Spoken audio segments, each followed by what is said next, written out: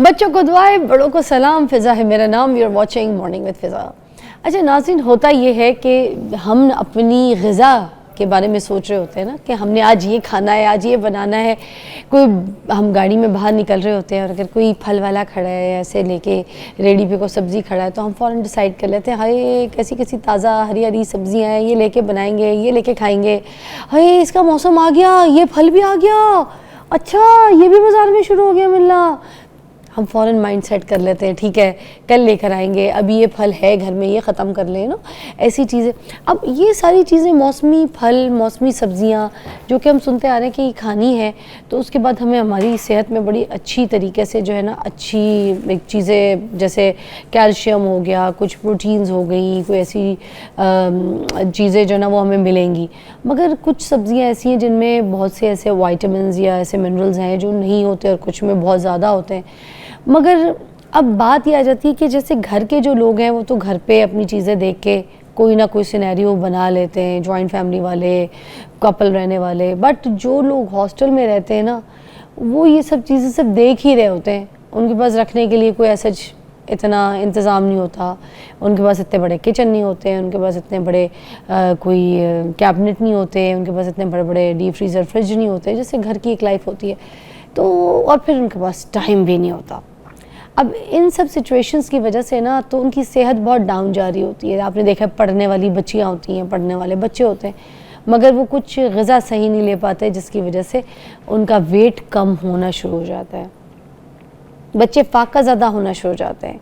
तो आज हम हमारे पास जो मेहमान हैं उनसे पूछेंगे कि हॉस्टल लाइफ में रहते हुए या कोई ऐसी लाइफ जिसमें आप पढ़ाई कर रहे हैं और बहुत दूर हैं, मुल्क से दूर हैं और कोई शेयरिंग में रह रहे हैं कहीं, और आपको पता है बच्चे जाते हैं, तो किस तरीके से अपनी सेहत को भी लुक आफ्टर कर सकें। नईमा जी हमारे साथ मौजूद हैं, तो उनसे आज इन सारी चीज़ों के चमत्कार राज पूछेंगे कि किस तरीके से हॉस्टल वाले बच्चों का ख्याल किया जा सकता है। अस्सलाम वालेकुम। वालेकुम अस्सलाम। कैसी हैं? अल्हम्दुलिल्लाह, आप कैसी हैं? ठीक है, शुक्र अल्हम्दुलिल्लाह। तो मुझे बताएं ये हॉस्टल वाले बच्चों का ख्याल कैसे होगा? सबका तो कर रही हैं आप, हाँ, तो अपने घर के बच्चों का, लोगों के बच्चों का, हॉस्टल के बच्चों का क्या होगा? हॉस्टल के बच्चों के बारे में ही मैंने सोचा है, उन्हीं के बारे में मैंने रिसर्च की है। असल में मैं उनके लिए ही फ़िक्रमंद हुई कि चाहे वो बच्चे हैं, ठीक है, चाहे आप खुद कमाई के सिलसिले में रह रहे हैं, ठीक है, अपने घरों से दूर रह रहे हैं, अपने किचन से दूर रह रहे हैं, माओं से, बीवियों से, बहनों से जो करके देने वाली हैं, ठीक है ना, और या चाहे आप हैं, ख़वातीन भी हैं उसमें, ख़वातीन भी हैं उसमें कि जो मजबूरी के तहत हॉस्टलाइज हैं या अपने घरों से दूर है, लेकिन उनको सेहतमंद खाना कैसे मिले। तो ये एक मेरे माइंड में आइडिया आया, तो उसके ऊपर मुझे काम करते हुए तो 3, 4, 5 महीने लगातार हो गए हैं कि कैसे किया जाए इसको, कि पॉकेट फ्रेंडली प्रोटीन जो है, एक्चुअली प्रोटीन, फ़िज़ा मैं प्रोटीन पे बात करूँ, हमारी पूरी बॉडी जो है प्रोटीन पे ही तो खड़ी है। मसल स्ट्रॉन्ग रहते हैं प्रोटीन से। अगर हमारे मसल्स वीक हो जाते हैं, हम प्रोटीन नहीं लेते हैं, हमारे मसल्स वीक हो जाते हैं, हमारी हड्डियाँ कमज़ोर हो जाती हैं, तो फिर वहीं से बुढ़ापा, कमज़ोरी, लथार्जिक, ज़िंदगी में कोई भी काम है आप सही से परफॉर्म नहीं कर पाते। एक्चुअली ये था, प्रोटीन बहुत ज़रूरी है, बहुत ज़रूरी है, बढ़ते हुए बच्चों के लिए बहुत ज़रूरी है, स्टूडेंट्स के लिए बहुत ज़रूरी है। सबसे ज़्यादा फोकस्ड जो है वो स्टूडेंट्स हैं कि जिन्होंने पढ़ना है, घरों से दूर भी रह रहे हैं, पढ़ने के लिए भी रह रहे हैं, और फिर वो बेचारे बाजार का खा खू के, क्योंकि मेरे सामने बहुत सारे ऐसे बच्चे हैं, मेरे बच्चे तो चलो अल्हम्दुलिल्लाह घर से खा के जाते हैं, घर आके खाते हैं, लेकिन फिर भी बहुत सारे ऐसे बच्चे जो हॉस्टलाइज हैं कि वो पढ़ेंगे कैसे। अच्छा, मेरी अम्मी कहती थी कि जैसे किसी मजदूर से ईंट उठवा लो, मजदूरी करवा लो, सामान उठवा लो, काम करवा लो, तो वो जो फिजिकली काम कर रहा होता है ना वो इतना नहीं थकता।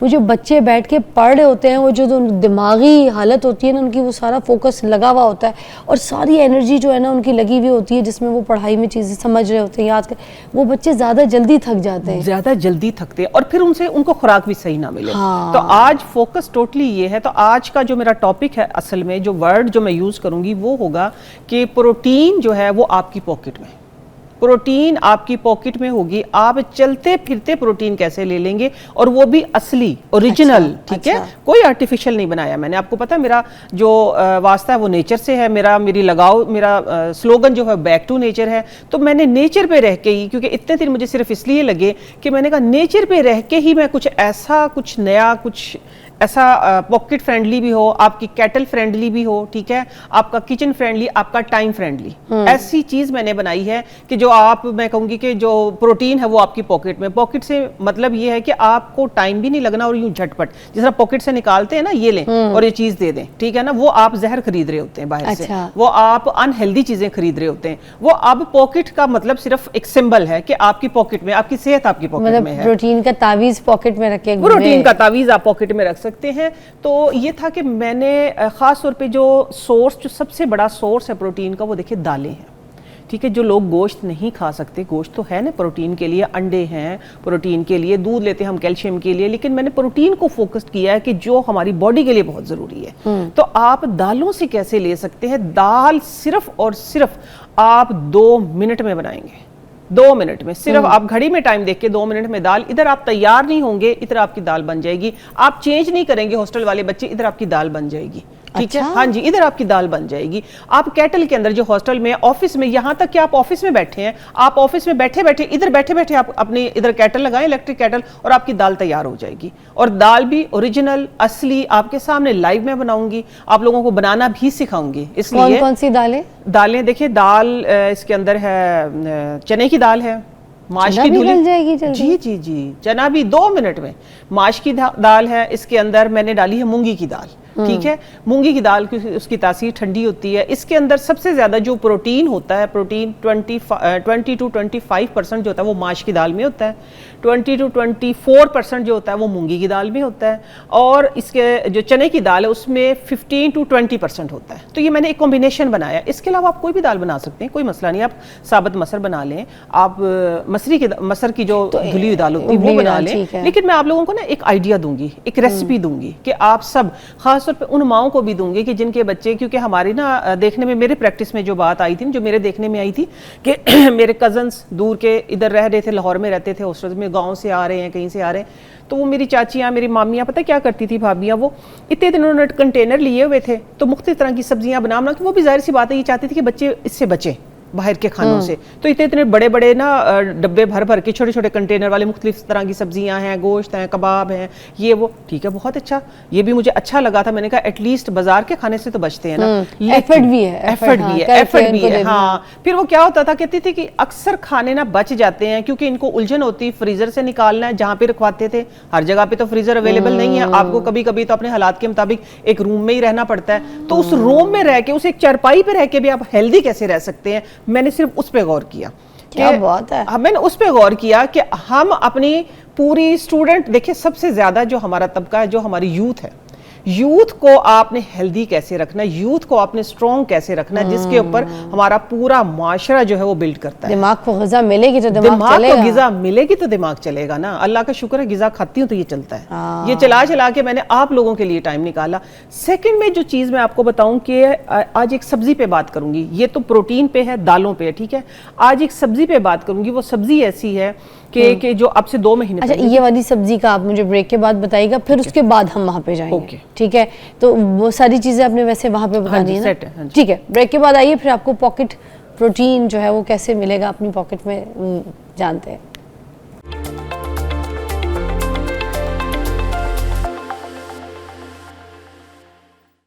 Okay, welcome back. और आप बताएं थी सब्जियों के बारे में कुछ, फिर हम यहाँ पे आते हैं। आज मैं ना एक ऐसी सब्जी के बारे में भी बात करूंगी कि जिसको आप अभी 2 महीने जो गुजरे हैं ना पहले, उसमें वो काफ़ी मिकदार में थी, जो कि हमारी बॉडी से इन्फ्लेमेशन को ख़त्म करती है, जिसके अंदर करक्यूमिन, हल्दी जिसको हम बोलते हैं, हल्दी, ताज़ा हल्दी आई थी अभी मार्केट में। वो आप ये कहें कि 2 साल पुरानी हल्दी नहीं है, अभी 2-3 महीने पहले की जो हल्दी वो भी, लेकिन अभी गीली हल्दी भी कहीं कहीं मिल रही है। लेकिन हमने इसी साल की जो फ्रेश हल्दी है उसको कैल्शियम में कैसे चेंज करना है, ठीक है। अच्छा। कैल्शियम में कैसे चेंज करना है, मीन्स के उसके अंदर जो करक्यूमिन है, जो हमारी हार्ट हेल्थ को अच्छा रखता है, हमारी इन्फ्लेमेशन को खत्म करता है, हमारी गट को, इम्यून को बूस्ट करता है, हमारे गट को क्लीन करता है, और हमें हमारे दिमाग की सेहत को अच्छा करता है।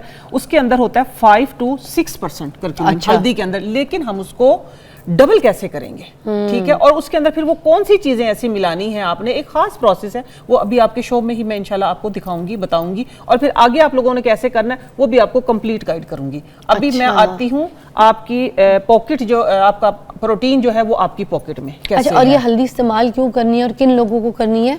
ये करनी है आम बंदों को करनी। जिस तरह मैं एक बात बताती हूँ ना हमेशा कि हल्दी का इस्तेमाल आप हमेशा एक चुटकी अगर अपनी लाइफ में डेली कर लेते हैं तो आपकी बॉडी में इन्फ्लेमेशन नहीं होगी, आपकी हार्ट हेल्थ ठीक रहेगी, आपके फ्री रेडिकल्स को खत्म करता है, एजिंग प्रोसेस को स्लो करता है, ये आपका एंटी एजिंग भी है हल्दी जो है। अच्छा। ठीक है, हाँ जी, फ्री रेडिकल्स को और आप ये कहें कि आपकी हड्डियों को मजबूत करता है, आपके दिमाग की सेहत को ठीक करता है, आपकी बॉडी से देखिए सबसे बड़ी बीमारी कहाँ से बनती है? इन्फ्लेमेशन से। इन्फ्लेमेशन को खत्म करता है ये। इन्फ्लेमेशन जब खत्म होती है तो बड़ी, जिस तरह के सबसे बड़ी बीमारी कैंसर है, कैंसर के अगेंस्ट हल्दी को इस्तेमाल किया जाता है। जिस तरह हमारे बहुत ज्यादा हम सब ने सुना था जो सिद्धू पाजी हैं, ठीक है ना, उन्होंने अपनी बीवी का इलाज किया, माशाल्लाह वो हशाश विशाश वो जिंदगी गुजार रही हैं और उन्होंने सारा नेचर से इलाज किया था। इसलिए मैं नेचर से ही दूसरी चीज लेके आई हूँ। नहीं, मगर मैं साथ साथ इसको करेक्ट कर दूं, ये बात जाएगी।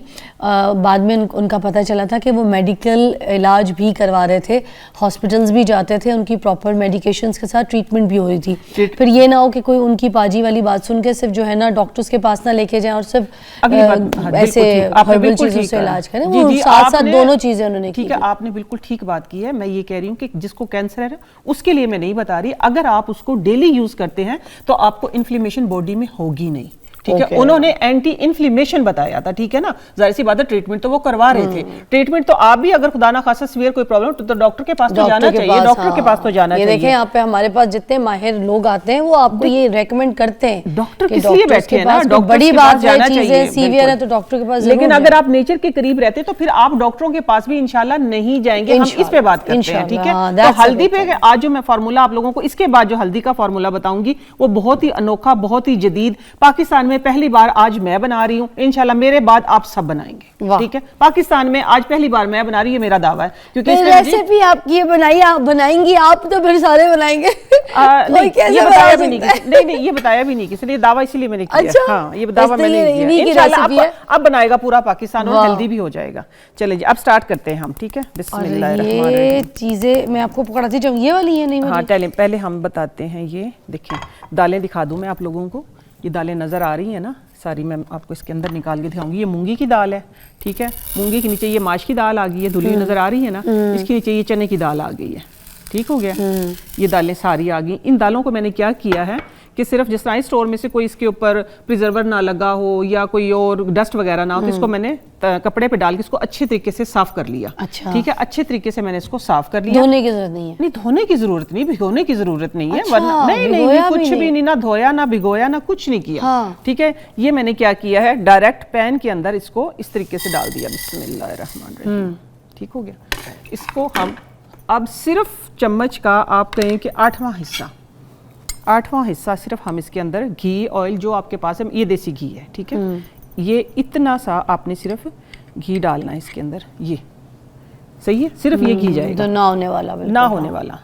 अच्छा, घी मैं वैसे एक टोटका दे दूं, वो इसीलिए फिर मैं कहती हूँ मेरी वीडियो देख लिया करें पूरी। दिमाग में ना अचानक से मेरे आमद होती है कि आपने मिर्चों को, दालों को, इन चीज़ों को अगर सालों साल महफूज रखना है ना, जैसे ही दालें लेके आते हैं ना, तो आप इसके अंदर थोड़ा सा सरसों का तेल डाल के और उसको सही मसल दें आपस में। अच्छा, आपस में अच्छे तरीके से ना मिक्सर के अंदर बेशक इस तरह हिला दें। अगर ज्यादा ले आए हैं तो फिर ये होगा कि आपकी दालें ना सालों साल महफूज रहेंगी। एक साल तो एटलीस्ट हमारा कीड़ा नहीं पड़ेगा। और फिर इसी तरह जो कुछ लोग होते हैं ना कि जो सुरख मिर्चें रख लेते हैं घर में, कि ये वाली हाँ, पीसने के बाद जो नहीं रख लेते हैं। अच्छा, लाल मिर्ची पीसी हुई। तो मेरी नानी अम्मा क्या करती थी कि मेरी नानी अम्मा के ना घर, हमेशा हमने देखा है उनके नानी अम्मा के घर में कि मिर्चें जो थी वो पिस के आती थी ना, तो सबसे पहले उसके अंदर सरसों का तेल डाल के शॉपर चढ़ा के, बल्कि मेरे नाना अबू भी साथ ही करते थे, 3-4 किलो जो भी मिर्चें होती थी सारी में सरसों का तेल लगा लेते थे। और उस वक्त तो कोई फ्रिज भी नहीं, आजकल तो हम मसाले फ्रिज में रखते हैं कि खराब ना हो, वो तो ऐसे आराम रखी रहती है। भी फ्रिज में रखते हैं, कुछ लोग डीप फ्रीजर में रखते हैं ना दालें, तो वो टेम्परेचर सही रहता है, ठीक रहता है, उससे ठीक रहता है बिल्कुल। तो आप इनके लिए इस्तेमाल किया करें, फ्रिज ठीक रहता है। लेकिन मैं वैसे भी मैंने बता दी, जिनके पास फ्रिज नहीं, तो उस दौर में फ्रिज नहीं होते थे, तो ज्यादा सारी मिर्चें ली हैं, पिसवा ली हैं, उसके अंदर थोड़ा सा डाला है सरसों का तेल, मिक्स कर लिया, मिक्स करके रखते ना, कभी उसके अंदर कोई ढोरा कीड़ा सुरसुरी कुछ नहीं लगी। तो चावल में भी रख सकते हैं? चावल में तो नहीं, चावल की तो अलग पॉकेट बनती है, चावल में नहीं ना। हाँ, नहीं, चावल में नहीं। चावल में तो ये होता है कि ये वाला तेजपात किधर गया, वो आपने शरीफा खाया? शरीफा फल जो होता था, शरीफा, वो शरीफा आटे में रखा जाता था ना पकने के लिए, याद है पहले? आम भी रखे जाते थे, शरीफे भी रखे जाते थे, भी किसी तरीके जब से हमारे ठीक हो आटे जाए। खत्म होने लगते थे तो आखिर में से एक शरीफा पक्का हुआ निकलता था। ऐसे ही, हाँ। बिल्कुल। तो अच्छा, ये देखिए, इसको आपने बिल्कुल भून लेना है ये सही इसको से? असल में होता है क्या है कि सारी चीजें पकाई जाती है, टाइम किस पे लगता है? पकाने पे, ठीक है। अब जो उन माओं को भी मैं बता रही हूँ कि अपने बच्चों को, या आपके हस्बैंड है या आपकी बेटियां हैं या कोई भी जा रही जिनके पास टाइम नहीं होता आगे जाके, तो आप उनको ये बना के प्रीमिक्स दे सकती हैं, ठीक है। हाँ, ये आप दे सकती हैं। असल में हमने इसको इधर रोस्ट कर लेना। देखो कितना सा मैंने घी डाला था, वो भी चिकनी चिकनी शाइनिंग नजर आ रही है ना। आपने इससे भी कम डालना है, इससे भी कम डालना है घी, ठीक है। ये देखिए, ये इसको लो फ्लेम पे हमने बिल्कुल इतना आगे भूनना, खुशबू आना शुरू हो जाए इसकी, अच्छे तरीके से ना इसकी खुशबू आएगी। फिजा थोड़ा सा मैं तेज कर लेती हूँ आप लोगों को दिखाने के लिए, लेकिन आप लोगों ने एटलीस्ट 15 मिनट लगाने इसको लो फ्लेम पे। अभी इधर तो टाइम बहुत लग जाएगा ना। लो फ्लेम पे एटलीस्ट आपने 15 मिनट जो है इसके ऊपर लगाने हैं। मतलब आंच को तेज नहीं करना? आंच को तेज नहीं करना। ये मैंने सिर्फ आप लोगों की वजह से की है कि थोड़ा सा ताकि जल्दी हो जाए। मैं आप लोगों को बना के दिखाना है इधर, अच्छा। ठीक है। ये एक पूरा मैं आप लोगों को सिखा के जा रही हूँ। फ्लेम आप लोगों ने इतनी रखनी है, इससे ज्यादा नहीं करनी फ्लेम, ठीक है। ठीक हो गया। लेकिन चूंकि मेरे पास टाइम की कमी है तो इसलिए मैंने फ्लेम थोड़ी सी तेज कर ली है, ठीक है। आप लोगों ने घर में, आप इसको सिंगल दाल भी बना सकते हैं, आप इसके अलावा भी दालें इसके अंदर डाल सकते हैं, ठीक है। आप जिस तरह मर्जी, आप अपनी मर्जी के मुताबिक। ये मैंने 3 दालें मेरे घर में ज्यादा अमूमन यूज होती है तो मैंने 3 दालों का इंतखाब किया है, ठीक हो गया। ये आप इसके अंदर ड्राई प्याज मैं लाना भूल गई, कोई बात नहीं। अच्छा ठीक है। ये वरना बता दें वो ड्राई प्याज का भी क्या था? ड्राई प्याज इसके साथ डलेगी, ठीक है।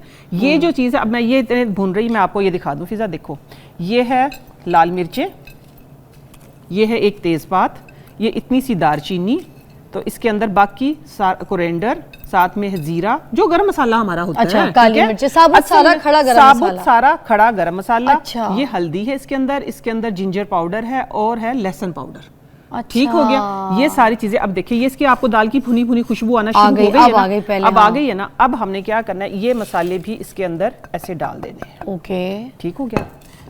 क्योंकि हर चीज पक्की हुई खानी है ना हमने, कच्ची तो कोई नहीं ना खानी, कच्ची दालें तो नहीं ना खानी हमने, ठीक है। हमने खानी है पक्की हुई चीजें। अब ये हमारे जो मसाले इसके अंदर डाले हैं, ये भी सारे के सारे क्या होंगे, पक जाएंगे इस तरह। अब आपने इसको पका लेना। जो फ्राई प्याज भी डाल सकते हैं आप, अगला जो स्टेप करूंगी उसके अंदर, और आप साथ में ड्राई प्याज भी डाल सकते हैं। ड्राई की थी मैंने, प्याज काट के सादा रख ली थी, हाँ। ठीक है, धूप में रखी, वो ड्राई हो गई थी, मैं लाना भूल गई हूँ। अच्छा, ऐसे ड्राई करनी है? ऐसे ड्राई करनी है, वरना आप फ्राई प्याज भी कर सकते हैं इसके अंदर, क्योंकि वो चिकनी होंगी, उसका कोई इतना बड़ा और मसला ना नहीं। डालें तो भी? ना डालें तब भी गुजारा हो जाएगा। कच्ची प्याज काट लें आप साथ में, कोई मसला नहीं है, ठीक है। हाँ, लेकिन आप प्याज का पाउडर इसके अंदर डाल सकते हैं। आजकल तो मार्केट में आम अवेलेबल है, कोई इतना बड़ा मसला नहीं ये है। लहसुन का जो पाउडर है और अदरक का जो पाउडर है, इसका क्या मतलब, पाउडर में क्यों डाला आपने इसको? ऐसे मतलब ऐसे भी डाल सकते हैं या नहीं? देखिए, ड्राई फॉर्म में हमने इसको करना है। अभी जो अच्छा। अगला स्टेप मैं करूंगी आपको समझ आएगी। हमने हर चीज को पकाना है। अगर कच्चा लहसुन डालेंगे हम इसके अंदर, हमने दाल करनी है सिर्फ 2 मिनट में तैयार। अच्छा। तो 2 मिनट में किस सूरत में तैयार होगी, हर चीज पक्की हुई भी हो, तो ये पकाने का प्रोसेस है। अच्छा, ठीक है, ठीक ये है, देखिए, इसलिए आपने ये पाउडर, हाँ जी, ये मैंने पाउडर फॉर्म में डाल लें, या आप लहसुन वैसे गार्लिक जो है उसको ड्राई कर ले काट के, तो वो डाल लें इस टाइम पे। जैसे मैंने साबुत मिर्ची, खड़ा मसाला डाला, तो खड़ा आप लहसुन का जवा डाल लें। जिस तरह ये जवा जो है आप इसको काट के ड्राई कर लें। जिस तरह मैंने क्या किया, लहसुन को पाउडर फॉर्म में रखा हुआ है, ठीक है, ठीक सही है। है, और मेरा पिछली कुर्बानी वाली ईद का रखा हुआ है, बकरा ईद का रखा हुआ है, और अल्लाह का शुक्र आज तक ठीक है, मैं वही डाल के लेके आई, ठीक हो गया ये। अच्छा, आप ये कर ले, जब तक मैं एक ब्रेक ले लेती हूँ। आप हल्की आंच पे इसको सही भून रही थी तो भून ले, चलें, ठीक है ना? ओके। हम आपको ब्रेक के बाद मिलते हैं, फिर दिखाते हैं ये दाल क्या बन रही है, कैसे ये प्रोटीन है different. Take a break.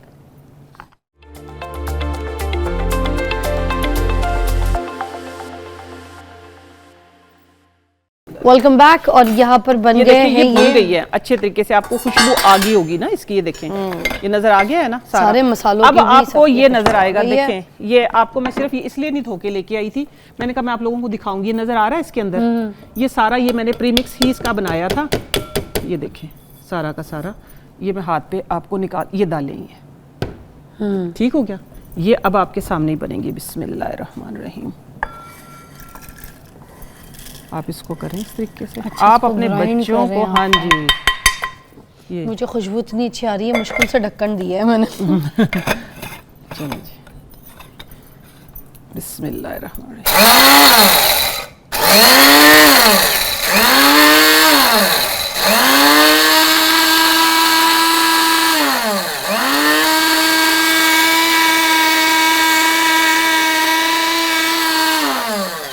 Minute में पानी रख दूं। साथ साथ में हम क्या करेंगे, पानी इसको एक दफ़ा चला दें आप। अच्छा, हाँ जी, ये देखिए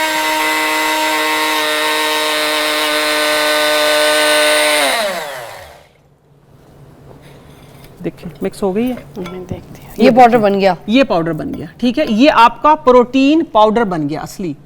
आई है खुशबू, ओरिजिनल बड़े मजे की है ना, एकदम से कच्ची को खाने का दिल कर रहा है। अब ये पक गई है कंप्लीट आपकी। अच्छा। हाँ, ये देखिए ना, एक आपका पाउडर तैयार हो गया। इधर मैंने क्या किया, आपने जो मैं कहती हूँ ना, आप केटल में बनाएं, आप हांडी में बनाएं, आप चलते फिरते आपने अगर ऑफिस में भी बैठे हैं, आपने इतनी सी केटल लगानी है। ये देखो थोड़ा सा पानी जो है ये इसका हो गया गर्म।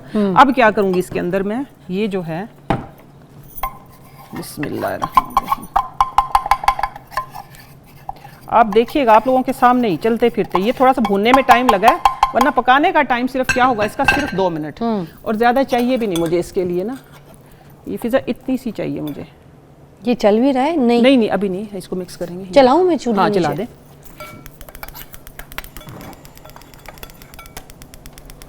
अभी टाइम आप बेशक नोट कर लें, ठीक है। कितने चम्मच डाल दिए? जैसे 1 चम्मच डाल दिया। मिक्स करें इसको अच्छे तरीके से। और दूसरी साइड पे हम रख लें तड़का। ये इधर साइड पे रख दें आप ये फ्राई पैन। अच्छा हाँ, ये आपके सामने। अच्छा, अब मुझे गेम समझ आ गई है। आ गई है गेम समझ। हाँ, ये थोड़ा सा समझने में, मैंने कहा था थोड़ा सा समझने में टाइम अब लगेगा। समझ आ गया। 1 मिनट में ये देखिए ना कैसे। ये देखिए आप अपनी तैयारी शुरू करें, ठीक है। और साथ में आपके पास जो केटल है, ठीक है, आप उसी के अंदर इसको डालें या गर्म पानी के अंदर इसको डालें। डालने के बाद ये देखिए, ये हमने इधर, आप चाहे तो आप तड़का बेशक, मैं आप लोगों को लगा के दिखा रही हूँ, आप लोगों को जरूरत बेशक नहीं है, क्योंकि आपको प्रोटीन असल चाहिए था वो मिल गया। अच्छा। ये वो वाला प्रोटीन है फिजा, जिस तरह अंडे में प्रोटीन है। आप अंडे को पॉकेट में नहीं रख सकते, आप हॉस्टल में नहीं रख सकते, आप अपने ऑफिस में नहीं रख सकते उसको, ठीक है। गोश्त में प्रोटीन है, आप उसको साथ नहीं रख सकते, ठीक है। ये वो वाली प्रोटीन है जिसको आप इजीली रख सकते हैं। ये काट के डाल दें इसके अंदर। ये देखिए, ये दाल जो है इस तरीके से आप बनाएं इसको ठंडे के अंदर ही। ठंडा पानी जो होता है ना, नॉर्मल पानी, जिस तरह ये पानी है, आपने इसके अंदर इसको मिक्स करना है, ठीक है। मिक्स करने के बाद आप चूल्हे पे चढ़ा दें। और ये देखिए ये थिक हो गई है। ये देखिए कि चलते फिरते 1 मिनट में ये दाल आपकी 2 मिनट तो लगे भी नहीं है फिजा। ये देखो दाल बन गई है। गुड, ये तड़का बन गया इस साइड पे। ओके, देख लिया। अब देखें, अब पूरा मुआशरा हमारा, फ्यूचर जो है एटलीस्ट वो हेल्दी रहेगा। मैंने फ्यूचर को फोकस किया है कि हमारा जो फ्यूचर है वो हेल्दी रहेगा। हो गया मेरा तड़का। आपको ठहरे, अब ये डालें तड़के के अंदर, ठहरे। ये देखो ये तड़का डाल दिया आपने, दे दो इधर। ये इसके अंदर हरी मिर्चें डाल दी हैं। वाह, ये अब आप इसके, आप तड़का डाल दें इसके ऊपर, डाल दे बिस्मिल्लाह। ये ले, ये आपकी दाल जो है ये बनके हो गई है तैयार।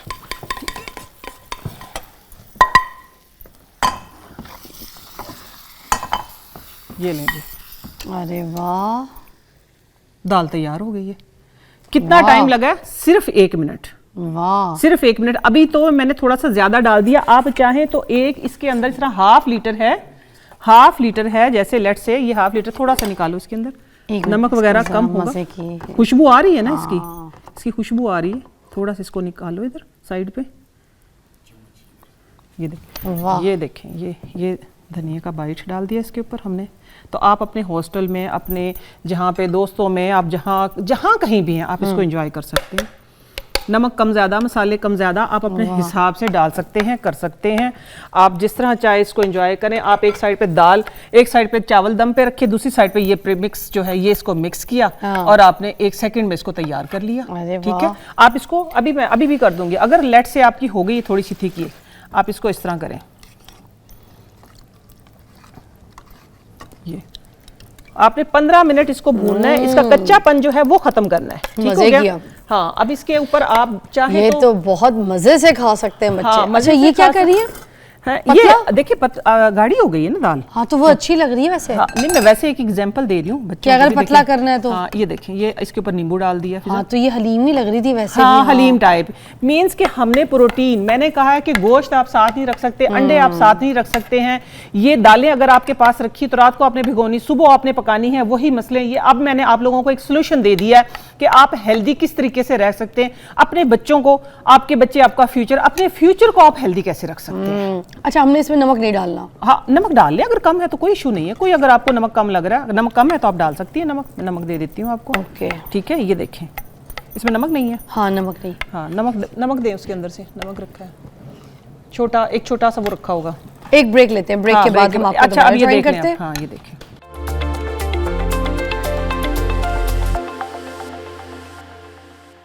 ठीक है, देखें लेट से इसमें नमक कम था तो आप ऊपर से नमक डालें थोड़ा सा। हाँ, ये देखिए इस तरह आप ऊपर से नमक डालें इसके अंदर। इसमें भी थोड़ा सा कम होगा तो आपने ये नमक डाल दिया, ठीक है, अपने जायके के मुताबिक, ठीक है ना, अपने टेस्ट के मुताबिक। आप वैसे डॉक्टर कच्चा नमक मना करते हैं, कच्चा नमक नहीं खाना चाहिए। ये देखें जी, चटपटा नींबू के साथ, मेरा तो बिल्कुल हलीम जैसा है। ये देखें जी, सही हो गया फिर। और ये भी मैं चखूंगा। ये देखिए अब बिल्कुल फाइनली आपका ये 1-2 मिनट में आपकी प्रोटीन जो है रेडी हो गई है, ठीक है। आप इसके अंदर ये देखिए सब्ज़ मिर्चें डालें इस तरीके से, आपके पास हैं तो डाल सकते हैं बच्चों आप, ठीक है, नहीं है तो आप इसी को पतला सा सूप बना के पी लें। एटलीस्ट आप एनर्जेटिक रहेंगे, आप हेल्दी रहेंगे, आपकी ये देखें कि आपका पेट भी भरा रहेगा और आपका वेट भी नहीं बढ़ेगा इससे। तो बेसिकली करना ये कि ये पाउडर बना लिया, ये पाउडर बना इसको लिया, आप जार अब के अंदर अब आप हम कितने दिन बताती तक हूँ। चलेंगे? ये 1 साल नहीं खराब होगा, ठीक है, हाँ 1 साल नहीं खराब होगा। ये ले, मैं इसके अंदर आपको डाल के, वो चम्मच देना उधर से, मैं आप लोगों को एक आइडिया भी दे देती हूँ, ठीक है। ये देखें ये बन गया है, ये हमने करना ये है, इसके अंदर डाल दिया।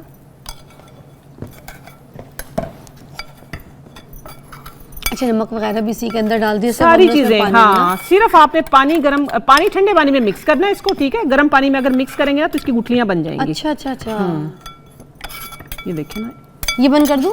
हाँ बंद कर दें। ये देखें, ये लें जी, अपने बच्चों को ऑफिस में जो जा रहे हैं, जहां आप घर से दूर हैं, मुल्क से बाहर हैं, आप शहर से बाहर हैं, जहां भी हैं, आप ये बनाया डब्बा आपने और रख लिया, आपने निकाला एक चम्मच, एक गिलास में मिक्स किया, उसको हल्की सी आंच पे पकने के लिए रख दिया। उधर आप तैयार हुए, इधर आपका आप ये कहते दालों का सूप तैयार हो गया, आपने पिया और आप हेल्दी लाइफ जिए। मुझे तो ये लग भी वही रहा है, मलक गुडानी सूप मिलता है ना? हाँ, मलक गुडानी सूप, बिल्कुल बिल्कुल उसी तरीके का, ये उसी टाइप का बन गया। टेस्ट भी वैसे ही है, टेस्ट भी वैसे ही है। और जब आप इसको गाढ़ा खाएंगे ना तो गाढ़े वाली रेसिपी ऐसी लग रही है जैसे हलीम खा लिया, पतला पिया तो ये आपका सूप बन गया। अच्छा, इसके अंदर आप ऐड कर सकते हैं, आपके पास टाइम है। ये सिर्फ देखिए मैंने हॉस्टल वालों को फोकस्ड किया है, लेकिन खवातीन जिस तरह आप हैं, घर से बाहर होती, काम कर रही है, मैं कर रही हूँ, तो मेरे पास भी ये जिस तरह बना हुआ रखा है। कोई भी घर में अचानक मेहमान आ गया, आपने एक साइड पे चावल दम पे रखे, धोने के बाद एक साइड पे आपने ये किया, गरम पानी में डाला और दाल चावल आपके तैयार हो जाएंगे फटाफट, तड़का लगा के तो फौरन से बिल्कुल वेरी नाइस, झटपट वाली रेसिपी और प्रोटीन बताया ये मैंने, फटाफट बनेगा फटाफट। ये अरे वाह, और क्या क्या चीजें हो सकती हैं हॉस्टल वाले बच्चों के लिए? हॉस्टल वाले बच्चों के लिए देखिए, सबसे पहले तो अपनी सफाई का ख्याल रखें, सबसे पहले तो, ठीक है। आपने सफाई का ख्याल कैसे रखना है कि देखिए इतने महंगे महंगे बॉडी स्प्रे आ गए हैं, डिओड्रेंट आ गए हैं, आप इतना पैसा उनके ऊपर खर्च करते हैं, ठीक है। आप सिर्फ 5 रुपए की फिटकड़ी ले लें बेटा, ठीक है, 5 रुपए की फिटकड़ी, आपने नहाना है, नहाने के बाद आपने अंडर आर्म में इसको लगा लेना और सारे पानी के अंदर मिक्स करके बॉडी के ऊपर पानी डाल लेना है। तो क्या होगा, आपके पसीने से स्मेल नहीं आएगी, आपके एटलीस्ट ज्यादा पसीना आपको नहीं आएगा। कुछ लोगों को ओवर स्वेटिंग होती है, जिनको ओवर स्वेटिंग होती है तो आप अपने आपको फिटकड़ी वाले पानी से एंड पे फिटकड़ी घोल लें, उसके अंदर थोड़ा सा, अच्छा पीसनी जरूरी नहीं है, ऐसे ही, ठीक है, पीसनी जरूरी नहीं, आप ऐसे ही डालें अपने ऊपर। स्वेटिंग कम होगी तो ये कि आपके नमकियात जिसको हम बोलते हैं ना, बॉडी के अंदर से मिनरल्स जो आउट हो जाते हैं वो भी कम आउट होंगे और आपके अंदर लेथार्जिक भी नहीं आएगा, पसीने के अंदर एटलीस्ट आपके स्मेल नहीं आएगी। जाहिर सी बात है, बच्चियां हैं वो अबाया भी पहनती हैं, चादरें पहनती हैं, वो ऐसी अबाए भी कुछ ऐसे होते हैं जिनसे आर पार हवा भी नहीं गुजरती, फिर स्मेल हो जाती है, जाहिर सी बात है। तो ये भी बड़ी जरूरी चीज है कि बच्चियां अपना बहुत सस्ते से ख्याल रख सकती हैं, जैसे कि सस्ते से 5 रुपए में, आप 5 रुपए में अपनी बॉडी की जो स्मेल है आप उसको दूर कर सकते हैं, आप महफिल में बैठ के बात कर सकते हैं। अभी एक और चीज मैं बताऊंगी कि जो हॉस्टल में बच्चे होते हैं, क्या होता है कि वो आंख उनकी खुलती है टाइम टू टाइम और फिर वो भागते हैं चुटकी बजा के, ब्रश नहीं करते। फिर आप क्लास में बैठे होते हैं, एक बच्चा बोलता पूरी क्लास सड़ जाती है, क्योंकि अक्सर बच्चे बताते हैं ये बात, हमारे बच्चे भी बताते हैं, अक्सर औकात ऐसे होता है। तो लेकिन अच्छी बात यह कि आप रात को ब्रश करके सोएं, क्योंकि रात को ब्रश करना जो है वो एक भरपूर सेहत की निशानी है। जो आपके दांतों का खराब होना है, जो आपके दांतों के अंदर जो कचरा, जो मैल, जो आपका खुराक जो रह जाती है, जिसकी वजह से कि आपको आप ये कहें कि आपकी हेल्थ खराब होती है, बैड बैक्टीरिया पैदा होता है, जिसकी वजह से आपका गट खराब होता है, तो आप रात को ब्रश करके सोएं। और सुबह उठ के अगर आपके पास टाइम नहीं भी है तो ये नमक जो है, ठीक है, नमक के अंदर आप थोड़ी सी हल्दी मिक्स करके रख लें। आप जाते जाते बस सिर्फ मुंह में लगा लें। लगाने के बाद जब आपने मुंह धोना है तो आप थोड़ा सी यूं करके कुल्ली कर लें, आपके मुंह से एटलीस्ट स्मेल नहीं आएगी। अच्छा, वो दांत पीले तो नहीं करेगा? नहीं, दांत आंबा हल्दी लें। अच्छा, आंबा हल्दी लें। अगर आंबा हल्दी नहीं भी ले सकते, जो फिटकड़ी है उसको खिल कर लें इसके ऊपर। मैं कभी भी खिल मतलब वो पाउडर? हाँ जी, नहीं पाउडर, हाँ जी बिल्कुल। आप तवे के ऊपर रखेंगे ना तो वो मेल्ट हो जाएगी। मेल्ट होने के बाद फिर वो दोबारा से हार्ड हो जाएगी, तो वो उसका जो फिटकड़ी सेफ होती है। मैं हमेशा फिटकड़ी इस तरीके से इस्तेमाल करती हूँ, सिवाय इसके कि जब नहाने के बाद हम इस्तेमाल करते हैं, डायरेक्ट इस्तेमाल कर लेते हैं। वरना मैं स्किन केयर में, हेयर केयर में, ऑरल केयर में भी मेरा अल्हम्दुलिल्लाह आप ये कि मनों के टनों के हिसाब से मंजन बन रहा है, फिर भी इस बात पे रिस्क नहीं लेती कभी, क्योंकि ये चीजें ऐसी होती हैं फिजा, अगर ये खराब हो जाए ना, मसूड़े हैं, आपके दांत है, अगर इनमें खराबी पैदा होना स्टार्ट हो गई है तो फिर ये कंट्रोल होना मुश्किल हो जाते हैं। तो मैं इसका ख्याल बहुत अच्छे से रखती हूँ। मेरा जितना मर्जी माशाल्लाह बड़ा बैच बने, फिटकड़ी हमेशा मैं खिल करके डालती हूँ। अच्छा। ये सेफ होती है, क्योंकि हर किसी को हर चीज जो होती है वो सूट नहीं करती। अच्छा, अगर वो रोज वाटर के अंदर फिटकड़ी का वो पीस अगर डाल के और उसको वो रोज वाटर आ गया ना, अंडरआर्म्स वगैरह में लड़कियां जैसे हॉस्टल्स वगैरह की आप बता रही, क्या वो कारआमद होगा या फिर बहुत कारआमद होगा? वो बहुत कारआमद होगा, लेकिन डायरेक्ट लगाना ज्यादा कारआमद होगा। ओके, ठीक है। वो जो आप बता रही है ना, जो अर्के गुलाब वाला, वो आपके पोर्स को मिनिमाइज करेगा, चेहरे के। अच्छा, हाँ जी, वो फेस पे कर ले, फेस पे करें आप थ्रेडिंग करने के बाद, आप वैक्स करने के बाद अगर आप उसको करते हैं तो वो हेयर की ग्रोथ कम करता है। ठीक है, वो हेयर की ग्रोथ कम करता है, वो इस पर्पज में काम आता है। अगर आप डायरेक्ट फटकड़ी इस्तेमाल करते हैं अंडर आर्म में, तो आप सारा पानी घोल के आप ऊपर डालते हैं तो आपकी बॉडी की स्मेल को खत्म करता है। ठीक है, ये थोड़ी ये चीजें ऐसी हैं, एक स्टेप आगे एक स्टेप पीछे, बस यही चीजें समझने की, ये कॉम्बिनेशंस में बताती हूँ आपको। तो ये कि आप दूसरा ये करें, मैं ये बता रही थी कि नमक के साथ खिल की हुई फटकड़ी, अगर आपको पीलेपन का मसला है या आप कंफर्टेबल नहीं, या आपको आंबा हल्दी नहीं मिल रही, सिर्फ 2 चीजें रख लें। सिर्फ 2 चीजों में एक है आपकी खिल की हुई फटकड़ी, उतना ही आपने नमक रख लिया, ये ले, ये आपके पास ही रखा, आपने जाते हुए मुंह में लगा लिया। ठीक है, और आने के जब आप मुंह धोने लगे तो आप उसको हल्का सा करें, इंशाल्लाह आपके ना तो दांतों से स्मेल आएगी मुंह से, और ना आपके मसूड़े खराब होंगे, ना आपके दांत पीले होंगे। क्या बात है, थैंक यू सो मच। जाते जाते देखिए ये वाली टिप भी आपको मिल गई। ये जो चीजें हम बताते हैं यहाँ पर, इसका ख्याल करके बनाया भी करें। क्या रहती है? ये रहती है असली चीज। तो अभी मेरे आपके साथ बातें रहती हैं, छोड़े बस, अब हो गया। मैं इससे ज्यादा नईमा जी को नहीं दे सकती आपके लिए। मुफ्त का माल समझा आपने, इनकी सारी रेसिपी आया, मैंने आपसे बातें करनी है। Thank you. मिलते हैं ब्रेक के बाद। आइए जी, ब्रेक के बाद मिलते हैं फिर। सही है।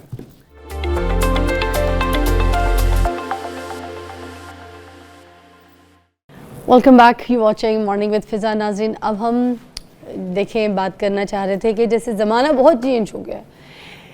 एक टाइम पे पीटीवी चला करता था, और उस पीटीवी की स्क्रीन पर आने के लिए जो लोग चुने जाते थे, उनकी ना बड़ी स्ट्रगल होती थी, उनकी बड़ी मेहनत होती थी। ठीक है, उनकी बड़ी जांच पड़ताल, उनको परखते थे किस तरीके से ये लोग हैं, कैसा बोलते हैं, शाइस्तगी के साथ बात करते हैं कि नहीं करते, इनका जो मैसेज है वो आगे क्या होगा। फिर आहिस्ता आहिस्ता ऐसा हो गया कि प्राइवेटाइज हो गया मीडिया, काफ़ी सारे चैनल्स आना शुरू हो गए। अब उन चैनल्स, अगर मैं बात करूँ तो उसमें भी जैसे जिन लोगों को स्क्रीन पर बिठाया गया है, तो उनमें जो प्रोफेशनल लोग थे, जिनका अपनी अपनी फील्ड पर बहुत एक ग्रिप थी, ठीक है, और वो भी ऑथेंटिक लोग होते थे, उनको बिठाया। ऐसे नहीं कि हर किसी को उठा के स्क्रीन पर यूँ बिठा दिया हो, नॉट लाइक दैट। और बड़ी अच्छी तमीज़ वाली बाज़ौक़ बातें की जाती थी। अगर ड्रामे वगैरह भी होते थे तो ड्रामे भी बड़े अच्छे मैसेजेस के साथ पिक्चराइज़ किया जाता था ड्रामों को। फिर एक दौर आ गया सोशल मीडिया का। अब सोशल मीडिया पे टिकटॉक है, जैसे फेसबुक है, बहुत सारे और दूसरे ऐप्स हैं। उन्होंने हर इंसान को ये एक्सेस दे दी है कि वो स्क्रीन पर आ सकता है और अपने फॉलोअर्स बना सकता है। अब इसमें ऐसी कोई चीज़ नहीं, कोई शर्त नहीं रखी गई कि आपने कंटेंट क्या देना है, अच्छा बोलना है, सही बात करनी है, अच्छी बात पे स्टैंड करना है, किसी की हक में आवाज़ उठानी है या एनीथिंग।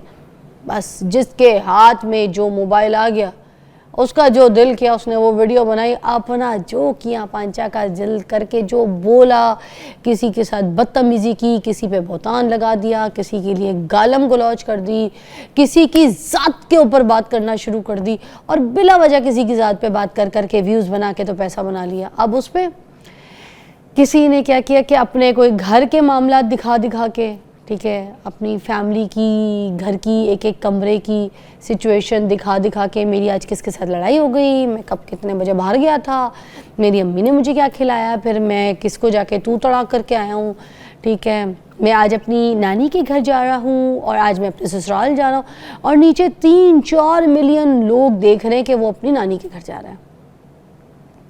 चलो वो तो अब पैसा कमा रहा है, नानी के घर जाने के भी पैसे कमा रहा है, मगर जो देख रहा है वो कितना वेला इंसान होगा कि वो उसको उसकी नानी के घर जाते हुए देख रहा है।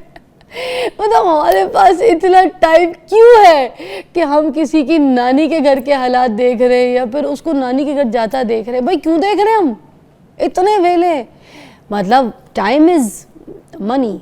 हाँ, उसको हम कहते हैं ना, वक्त की हम अहमियत की बात करें तो हम कहते हैं वक्त जो है आपके लिए दौलत है, आपका पैसा है आपका।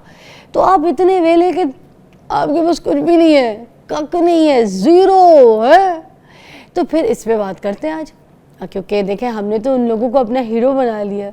उन लोगों के घरों के बाहर जा जा के खड़े हो जाते हैं, भाई सेल्फी करवा दीजिएगा, वो भाई ने निकलना है, ज़रा हमने उनके साथ एक वीडियो बनानी है। वो आएंगे, बाहर आएंगे, आके ऐसे हाथ हिलाएंगे, ऐसे है ना। ओ माय गॉड, क्या आपकी काविश है, क्या प्रोडक्टिविटी दिखाई है आपने भैया, कि आपको नानी के घर जाना जो है आपको फेम में दिला देता है।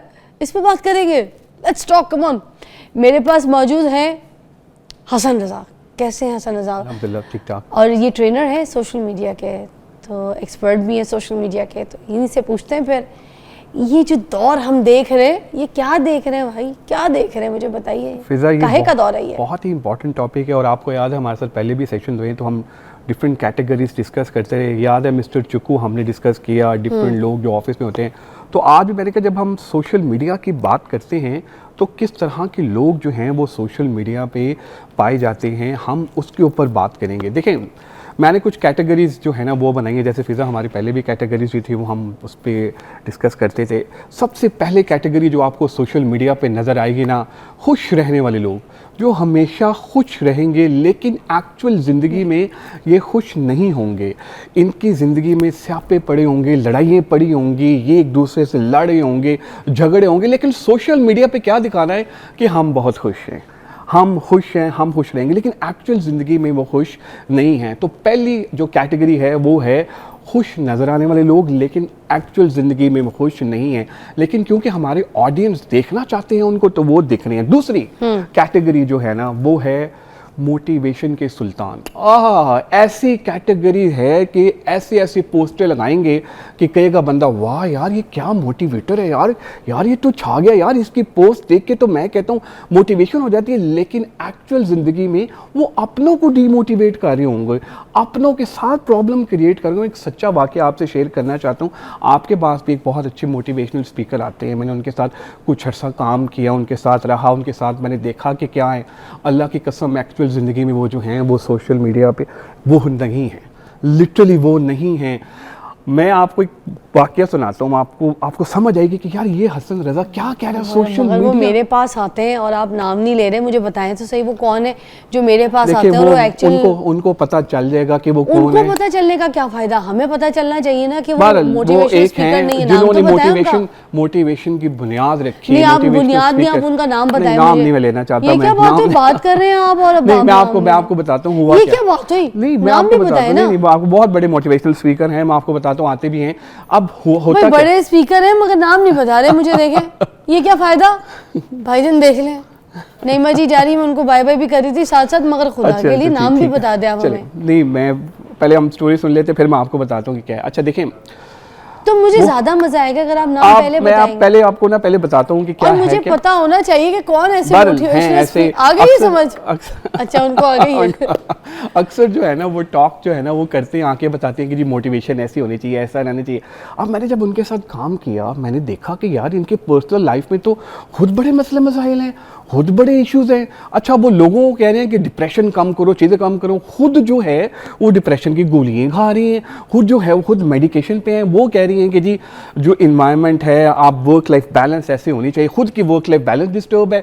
अच्छा फिर वो एम्प्लॉयज़ को कह रही हैं कि यार हर जगह आप बंदे रखें, उनको आपने ये फैसिलिटेट करना है, उनको आपने ये चीज़ें देनी है, लेकिन खुद कुछ नहीं कर रहे, खुद कुछ नहीं दे रहे। अब वो बात कर रहे हैं, आप ही के शो पे मैंने देखा उनको, तो एक बात कर रहे हैं कि जी जो शादी है ना कर वो रही नहीं है या कर रहे हैं? कर रहे थे थे तो आपके अच्छा थे जो अब मेरे शो पे आना। अच्छा कर रहे थे तो वो कहते थे, हम आपको जो आपने मुझे टॉपिक दिया था ना कि हसन रज़ा देखो एक्चुअल लाइफ जो है ना ज़िंदगी में वो लोगों की कुछ और होती है, अब कुछ और है। अब वो कह रही हैं कि जी शादी जो है ना उस पर बड़ी प्रॉब्लम होती है, बंदे को एक ही शादी करनी चाहिए। 2 शादियाँ क्यों हुई? हमें आके कहते होते थे कि यार देखो मैं फंस गया हूँ यार, मेरी ज़िंदगी में ये हो गया है, एक्चुअल में ये है। तो मैं ये आपको बताना चाह रहा हूँ कि लाइफ में जो लोग सोशल मीडिया पे नज़र आ रहे हैं, एक्चुअल ज़िंदगी में वो नहीं है। जो हमारे फॉलोअर्स हमें देखते हैं ना, जो आप लोगों को देवता समझ बैठते हैं, आप लोगों को ये समझ बैठते हैं कि यार ये हमारे हीरो हैं, एक्चुअल ज़िंदगी में वो ज़ीरो हैं, ज़ीरो। अगर आप उनकी ज़िंदगी से सोशल मीडिया क्रॉस कर देना तो वो लोग कुछ भी नहीं होंगे। तो प्लीज़ ये जो मोटिवेशनल के सुल्तान बने बैठे हैं ना ज़िंदगी में, जो मोटिवेशन देते हैं, कहते हैं, एक्चुअल ज़िंदगी में आप उनके साथ काम करके देखें। आप उनके साथ जब रहेंगे, आपको उनके साथ अंदाज़ा होगा कि यार वो लोग कैसे हैं, ऐसे जहरीले हैं। अच्छा वो साहब अक्सर टॉक्सिसिटी का जिक्र करते हैं कि जी टॉक्सिक बड़ी जी टॉक्सिक एनवायरनमेंट है जी, बड़ी रिलेशनशिप बड़ी टॉक्सिक है, और ऐसे झटके भी देते हैं, टॉक्सिक होना चाहिए। तो वो जब झटके देते हैं ना टॉक्सिक, तो उनकी अपनी जिंदगी में फिजा इतनी टॉक्सिसिटी है, आप उनके किसी एम्प्लॉय से पूछ लें कि वहाँ का एनवायरनमेंट कहेगा, वो भी कहेगा टॉक्सिक, ऐसे झटके दे के बता रहा होगा कि यार बड़ा टॉक्सिक है, क्योंकि वो हर उनकी ट्रेनिंग में, हर उनकी चीज़ों में टॉक्सिसिटी हो रही हो। अच्छा एक ब्रेक ले लेते हैं, ब्रेक के बाद आते हैं। कुछ साइंस मुझे मिलना शुरू हो गए मगर मुझे फिर भी जज करना पड़ेगा कि ये है कौन। ब्रेक के बाद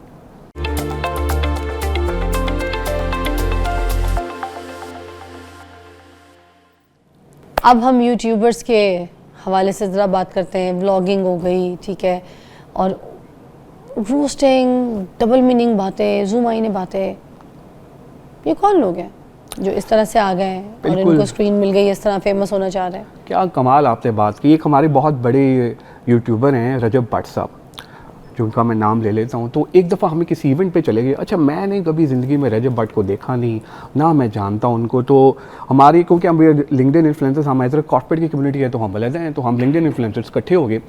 अच्छा जब हम इकट्ठे हुए तो अब मैं वहाँ पर गए तो यहाँ पर रजब भट्ट साहब भी जो ना आए हुए थे। तो मैंने तो देखा नहीं, मुझे नहीं पता ये कौन है। तो हम लोग सारे लिंक्डइन इन्फ्लुएंसर्स इकट्ठे थे, ये भी साथ में कहीं खड़े थे। तो वो जिसने हमें बुलाया था ना, तो मैंने उसको कहा यार ये रजब भट्ट कौन है। अब मुझे क्या पता, ये स्टार आज से कोई 2-3 साल पहले की बात है, ये बन चुके हुए थे। तो अब ये साहब साथ खड़े थे हमारे उस टाइम। तो इन्होंने ऐसे मेरी तरफ देखा और मैंने भी ऐसे देखा, हमारी नज़रें मिली, एक दूसरे को हमने देखा। इन्होंने नीचे से ऊपर तक देखा, मैंने भी नीचे से ऊपर तक देखा। मैंने कहा पता नहीं यार ये कौन है, बिल्कुल आम सा लड़का, ये क्या है। तो वो लड़की ना जो हमें लेके आई हुई थी उस इवेंट पे, उसने कहा हसन भाई क्या बात करें, ये रजब भट्ट हैं। तो जब रजब भट्ट से मेरी बात हुई, पहली दफ़ा मैं ज़िंदगी में मिल रहा, तो उनका एक स्टेटमेंट था उस टाइम पर उन्होंने दिया।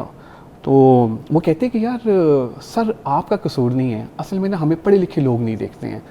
मैंने कहा यार मेरा बेटा आपका बड़ा फ़ैन है, आप उनको गाड़ियाँ दिखाते हैं, वो सारी चीज़ें करते हैं, दिखाते आप हैं, करते आप हैं, भरनी हमें पड़ती हैं। सारा दिन वो हमें जाके ये कहता है कि वो देखें जी वो फ़लाँ मोटर है, वो फ़लाँ है, वो ये है, हमें गाड़ियाँ लेके दे। हमें देखा बंदा नहीं अफोर्ड कर सकता, चीज़ें नई चीज़ें चल रही होती, लेकिन सोशल मीडिया पे। अच्छा अब मसला ये है कि जैसे ये यूट्यूबर हैं, बाकी हैं, क्या एक्चुअल ज़िंदगी में ये वैसे हैं?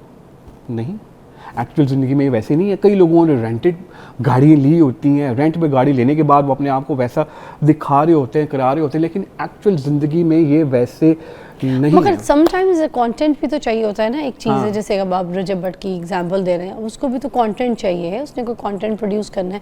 अगर कोई रेंटल गाड़ी लेके किसी चीज़ के ऊपर कोई कंटेंट बना रहा है, उसमें कोई बुराई तो नहीं है सच एज लेकिन उस कंटेंट से क्या मिल रहा है, आप क्या सीख रहे हैं उस कंटेंट से, वो बताइए ना। लर्निंग क्या है?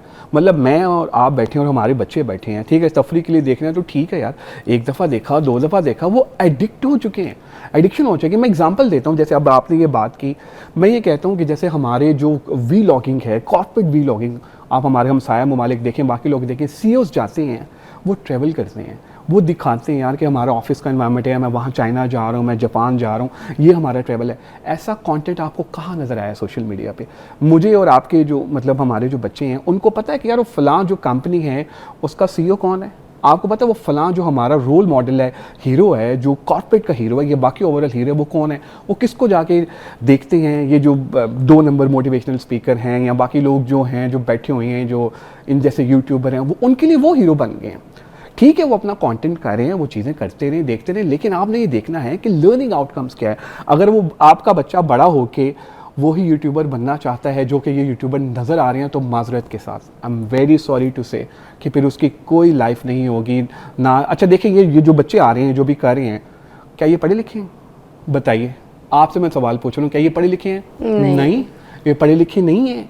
आप उनके एक्शन देखिए, आप उनके बात करने का तरीका देखिए, वो एक अच्छा, उर्दू मुझे का जुमला। रजब की तो क्वालिफिकेशन का नहीं पता, मगर नहीं, हो रजब सकता है कौन है? वो रजब नहीं हो है, सकता है वो अपने कल्चर को प्रमोट कर रहा हो, पंजाबी लैंग्वेज यूज़ करता हो, ये भी तो हो सकता है, ये लेकिन नहीं। ना वो आपकी बात बिल्कुल ठीक है, लेकिन फिर पंजाबी पंजाबी ही की तरह बोलें, उर्दू जो है वो उर्दू ही की तरह बोलें, अंग्रेज़ी जो है वो अंग्रेज़ी ही की तरह बोलें। आप उर्दू में पंजाबी मिक्स कर दें, पंजाबी में आप उर्दू मिक्स कर दें, वो चीज़ें बड़ी डिफरेंट हो जाती हैं। जैसे वो पहले मैं मोटिवेशनल स्पीकर का बात कर रहा था, वो भी अक्सर यही करते हैं, उर्दू में पंजाबी मिक्स कर देते हैं, पंजाबी में उर्दू मिक्स कर देते हैं, फिर अंग्रेज़ी मिक्स कर देते हैं, गटमटैया कर देते हैं, ये उनका वर्ड है गटमटैया। तो वो चीज़ों को ऐसा गुड मुड करते हैं, देखते हैं, तो ये हो जाती है। तो प्लीज़ मेरी रिक्वेस्ट ये, जितने भी लोग हमें देख रहे हैं यार, कि अगर आप ये चीज़ें शुरू करना चाहते हैं, आप जिस भी प्लेटफॉर्म पे आना चाहते हैं, आप ऐसा कंटेंट लेकर आइए जो कि लोगों की ज़िंदगियों में वैल्यू ऐड कर सके। अभी आप जो कंटेंट लेकर आ रहे हैं ना, पर्सनल लाइफ आप लेकर आते हैं, फैमिली व्लॉगिंग करते हैं, चीज़ें करते हैं, इससे लोगों में मसले मसाइल बढ़ रहे हैं। किस तरह वाला? ये देखें, एक बंदा है वो अफोर्ड ही नहीं कर सकता चीज़ें, वो उसका वो बेटा, उसका जो भाई है, बहन, उसको बार बार कही जा रही है मुझे ऐसी लाइफ चाहिए, मैं ऐसे जीना चाहता हूँ, मैं ये करना चाहता हूँ। तो ये जो कंटेंट है समहाउ चलिए ठीक है, लेकिन बहुत सारी जगहों पे प्रॉब्लम क्रिएट कर रहे हैं। अच्छा, कुछ लोगों को मैंने देखा है जो कुकिंग कंटेंट कर रहे हैं यूट्यूब के ऊपर, और वो भी बहुत सारा पैसा कमा रहे हैं, बड़ी बड़ी उन्होंने कोठियाँ बना ली हैं, हर किस्म की गाड़ियाँ ले रही हैं, और एक से एक उसके बाद दूसरे तीसरे चैनल भी उनके बनना लाहौर के ऐसे कंटेंट क्रिएटर्स हैं जो कि कुकिंग के बड़े अच्छे शोज़ कर रहे हैं, तो वो तो बड़ा अच्छा कमा रहे हैं, ठीक है। अब वो इसी से कमा के, इसी यूट्यूब से कमा के आगे पैसा मज़ीद इसी सोशल मीडिया पे लगा भी रहे हैं। फिर ये तो बहुत अच्छी बात है। मैं बहुत सारे लोगों को देखता हूँ, आपकी शो हैं माशाल्लाह आ रही होती हैं, वो इट्स एन अमेजिंग थिंग। बहुत ही ज़बरदस्त बात है कि हमारे यहाँ ये जो पॉजिटिव कंटेंट है, लोग उसके ऊपर भी काम करें। लेकिन मेरी एक क्वेश्चन है आपसे, हमारे जो लोग हैं वो कितना पॉजिटिव कंटेंट देखते हैं? बताइए।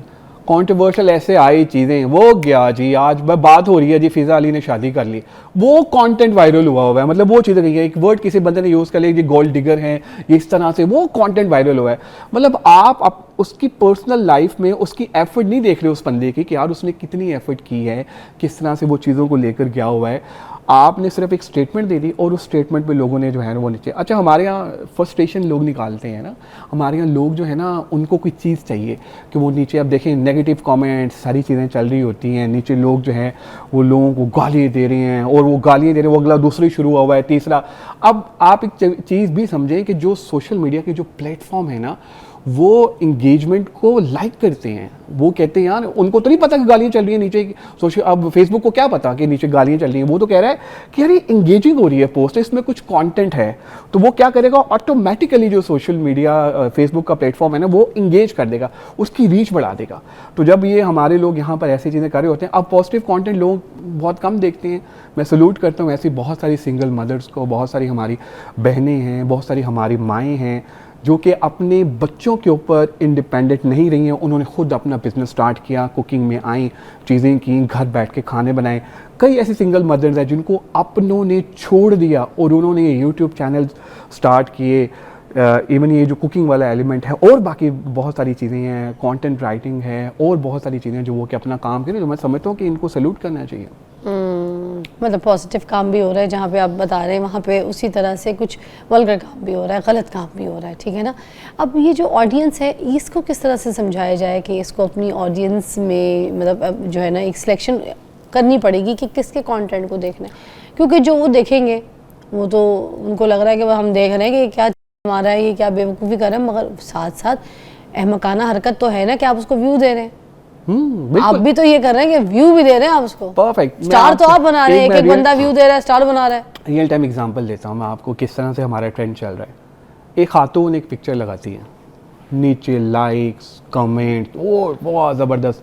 अब मेरे जैसा एक बंदा पिक्चर लगा दे, कहाँ लाइक आएंगे, मतलब कहाँ कमेंट आएंगे। तो वो लोग जो हैं एक्चुअली वो चीज़ें देखना चाह रहे हैं। बहुत सारी हमारी जो खवातीन है बहुत अच्छा यही अगर आपको लड़की के कपड़े पहना दिए जाए तो वो पिक्चर ऐसे ऐसे भागना शुरू हो जाएगी। Exactly, हाँ, exactly. तो उसको फजूल में वायरल कर देंगे। मतलब हाँ। किसी को बिगाड़ दो, किसी का कैरेक्टर चेंज कर दो, किसी का मजाक उड़ा दो, किसी की तस्लील कर दो, तो वो और किसी की फोटो ऊपर लगा के खुद अपनी कमेंट्री शुरू कर दो, नीचे चीजें चलती रही। भाई कंटेंट उसका काम, उसका कमेंट्री तुम्हारी और करके पैसा व्यू और व्यूज बना आगे है, नाम उसका यूज करके और ज्ञान अपना ऐसा दे रहे होते हैं व्यू बनाते वक्त कि जैसे उन्हीं के फूफी के बच्चे। हाँ। ठीक है भाई, तुम कौन, तुम चाचा कुकड़, तुम्हें कोई जानता भी नहीं है। तुम फूफी बिल्किस, तुम बैठ के बोली जा रही हो, तुम्हें कोई जानता नहीं है। तुम बैठ के किसी सेलिब्रिटी को या किसी बंदे को वो ओवरले लगा के उसकी पिक्चर या उसकी वीडियो उसको आप बोले जा रहे हो जैसे आपके ज्ञान से दुनिया चलती है ना। बड़ा आसान है ना फिजा। देखिए आप एक सेलिब्रिटी हैं, कोई बंदा उठे आपके ऊपर तनकीद करना शुरू कर दे, जो कि मैं देखता भी हूँ सोशल मीडिया पे, एक दो बड़े कोई चपड़ीस किस्म के लोग हैं वो करते भी हैं। अब वो क्या करते हैं, वो उधर से ही व्यूज़ कमा लेते हैं क्योंकि उनको पता है यार कि ये फेमस है। मैं इसके ऊपर बात करूँगा, लोगों ने जो है वो मेरी तरफ सुनना है। देखिए ना, सोशल मीडिया पे बहुत सारे आपके चाहने वाले भी होंगे, बहुत सारे लोग होंगे जो तनकीद करने वाले भी होंगे, हर जगह होते हैं। तो चीज़ें चलती हैं। जैसे अब आपका वो क्वेश्चन था कि किस तरह सब कॉन्टेंट को चेंज किया जाए। देखें पॉजिटिव कंटेंट जो है ना उसको डालना ज़रूरी है। आप पॉजिटिव कंटेंट डालते रहें, एक टाइम आएगा कि हमारे जो लोग हैं ना वो पॉजिटिव कंटेंट देखना शुरू कर देंगे। अभी भी बहुत सारे अच्छे चैनल हैं, आपके चैनल में देखता हूँ और 2-3 बहुत अच्छी एग्जांपल हैं। किड्स टीवी है और बड़े अच्छे लोग हैं जो कि अच्छा कंटेंट डालना स्टार्ट हो गए हैं। अच्छा फिजा, अगर हम पॉजिटिव कंटेंट नहीं डालेंगे ना तो इंतशार, ये जो गालियों वाला कल्चर है, बाकी सारी चीज़ें हैं ना, ये और चीज़ें जो हैं इन होना शुरू हो जाएंगी। लोगों को कंट्रोवर्सी चाहिए होती है। आप देखें हर 2 महीने के बाद, 3 महीने के बाद, 4 महीने के बाद हमारे पास कोई नई कंट्रोवर्सी आ रही होती है। हम उसी के ऊपर फोकस कर रहे होते हैं, हम उसी के ऊपर चीज़ें हमारी चल रही होती है। हमें मज़ा आ रहा होता है कि यार ये कंट्रोवर्सी चल रही है, क्या अपडेट्स हैं यार।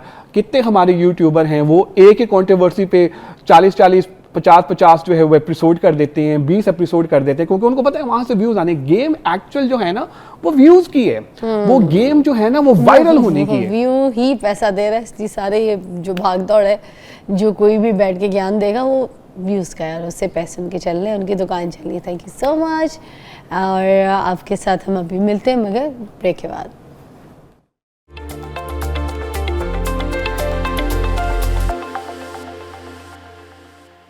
वेलकम बैक नाज़रीन। जैसे कि मैं आपको कोई ना कोई एक ऐसे इंसान से मिलाती हूँ, कोई ऐसी यूनिक स्टोरी आपके सामने मैं ढूंढ कर लेकर आती हूँ जो बड़ी रियलिटी बेस होती है और बड़ी शानदार भी होती है, क्योंकि किसी की स्ट्रगल होती है, किसी की इमोशनल होती है।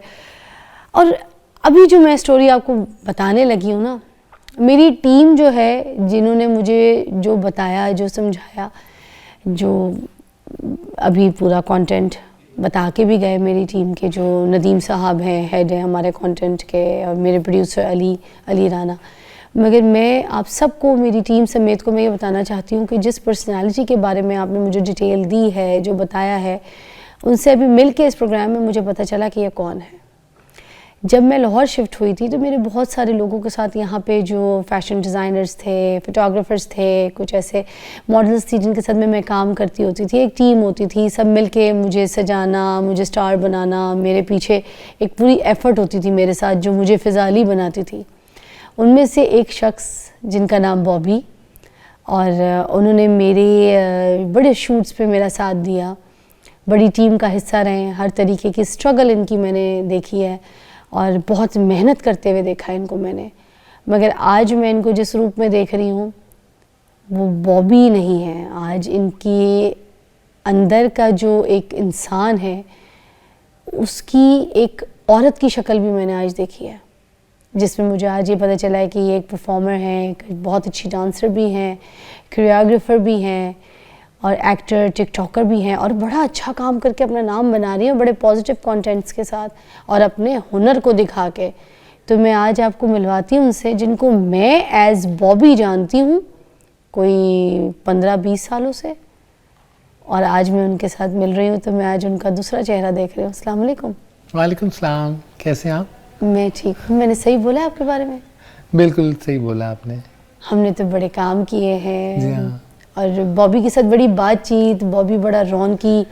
जब मैं बहुत थक जाऊँ तो बॉबी ने बोलना कितना हंसते थे कि बेबी को पानी पिलाओ, बेबी का ख्याल रखो, बेबी को धूप नहीं लगनी चाहिए, बेबी को पफ करो।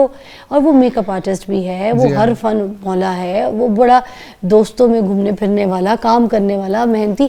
आज ये नया रूप देख रही हूँ, मुझे नहीं पता था आपके अंदर की कोई एक औरत भी है जो आप ऐसे स्टार बन के मेरे सामने बैठ जाएगी। What is the struggle behind?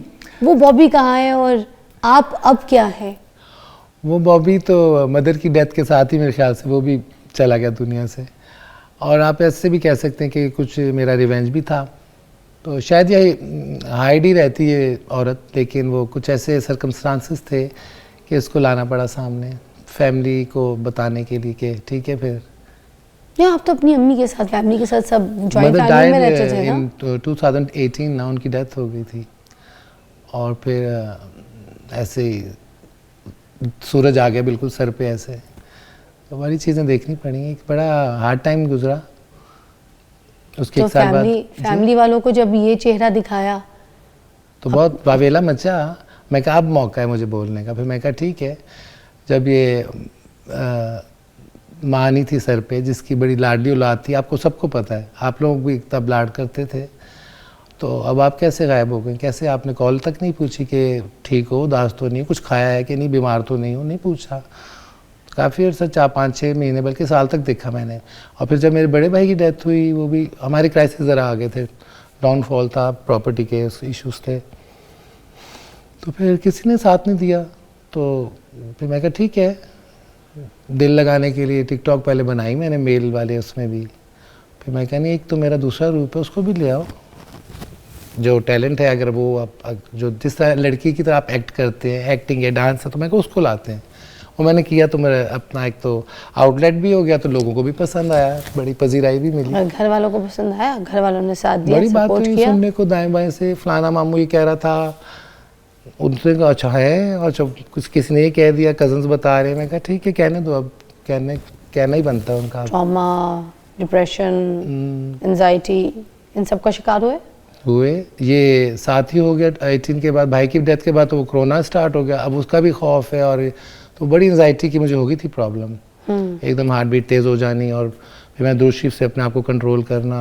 और तब वो थोड़ा अकेले रह रहे थे। भाई को भी मैंने भेज दिया था उनको अपनी वाइफ के पास, क्योंकि हमारे डाउनफॉल चल गया था। तो फिर भाई को मैंने कहा आप कब तक मेरी पैरा देंगे, खाला का घर करीब ही है, कोई नहीं, शाम को रोटी खाने जा सकता हूँ मैं, तो आप फिक्र ना करो, जाओ अपने बच्चों को टाइम दो, मेरी वजह से उनको ना आप इग्नोर करें। तो वो फिर भाई उधर इस्लामाबाद चले गए। फिर ये रूप कैसे बदला? ये किसने आइडिया दिया? किसने आपको इस तरह तैयार किया? ये शक्ल कैसे बनी? ये एक है मज़े की बात, ये बड़े अरसे बाद एक दोस्तों में मुलाकात थी, वो उन्होंने यानी कि सलोन किया अपना दोबारा रन, तो मेरी एंट्री हुई, तो उनकी पता नहीं किसी क्लाइंट के कपड़े थे, लहंगा शहंगा, मस्ती चली थी, गाने, वो बॉबी आ गई, ये वो अच्छा चलो ये, मैं कहा क्या ये क्या दिखाओ, उन्होंने कहा लो पहन लो चेक करो। मैंने पहना, ऊपर मेरा अपना भी कोई ब्लाउज था, मैंने वो पहना, और कुछ वीडियोज़ है मैं कभी आपको अकेले में दिखाऊंगी। तो वो फिर उधर वो गाने किए, डांस किए, मैडम नूरजहाँ का गाना था, वजह टोल गई मैं डोल उसको मैंने किया। फिर वो चलते चलते बस मैंने दिल खुश करते करते वो फिर औरत बाहर ही आ गई। मैं कहा आने दो, कब तक अंदर दफन रहेगी। अभी हिस्ट्री बाय नाइट्स में आप परफॉर्म कर रही हैं, ठीक है?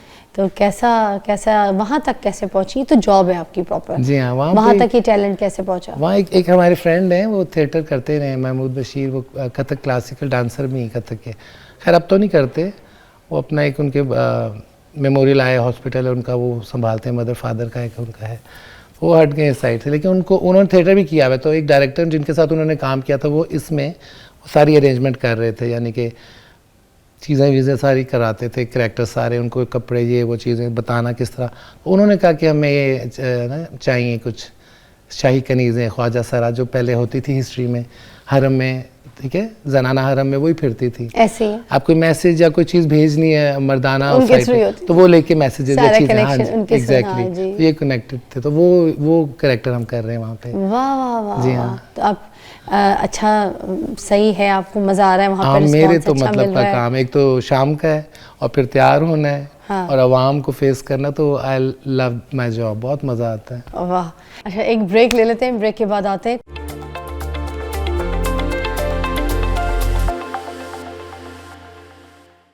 हाँ, अब मैं आपको ना अपने गाने भी परफॉर्म करवाऊंगी यहाँ पे, शाला प्यार। शाला, हाँ मेरा बड़ा फेमस गाना है, वो लोग पसंद वाओ। करते हैं, मगर उससे पहले मैंने आपसे और भी बातें करनी है। जी जी। अच्छा, फ्यूचर के क्या प्लान्स हैं? साथ साथ अब ये भी बताइएगा कि क्या सोचा आपने, क्योंकि जो आपके फैंस हैं वो देख रहे हैं आपको, आप उनको मैसेज दें। फ्यूचर्स के प्लान थे कि पहले सोचा था कि मैं यहाँ से मूव कर जाऊँ, बाहर के अब्रॉड चली जाऊँ, और क्योंकि अब यहाँ पे तो यादें हैं, चीज़ें हैं, लेकिन फिर ये है कि मदर की ग्रेवयार्ड यहाँ पे है, तो मैं एक जाऊँ तो कैसे जाऊँ, इस मगर वजह अम्मी से। की दुआएं तो आपके साथ रहेंगी ना, आप तो जहाँ पे भी जाएंगी। हाँ, वो मैं जो जाती हूँ जैसे जुम्मे को या ऐसा, वो फिर मिस हो जाएगा, तो कोई नहीं होता है, इतना लेकिन प्यार फिर करती हैं? जी बहुत ज़्यादा। वाह रोज़। अच्छा, तो ये एक और स्टोरी भी मैं आपसे पूछना चाह रही थी कि ये पता कैसे लगा आपको, कि आपको ये खुद कैसे पता लगा कि मेरे अंदर एक कंप्लीट औरत है? बहुत छोटी थी, हम लोग तो गुलबर्ग में रहते थे, मिनी मार्केट, जहाँ पे एक मदर ट्रीजा का भी होम है, बिल्कुल साथ वॉल टू वॉल घर था। नानी मेरी की बिल्डिंग थी लिबर्टी मार्केट में, तो वहाँ उनकी बिल्डिंग में एक बंगाली फैमिली भी तब रहते थे, तो काफ़ी लोग यहाँ पे ऐसे थे, अब तो चले गए, मूव कर गए, लाहौर में नहीं है। बड़ी वैरायटी थी, पारसी रहते थे, ईरानी फैमिली थी, खैर वो नेबर थे।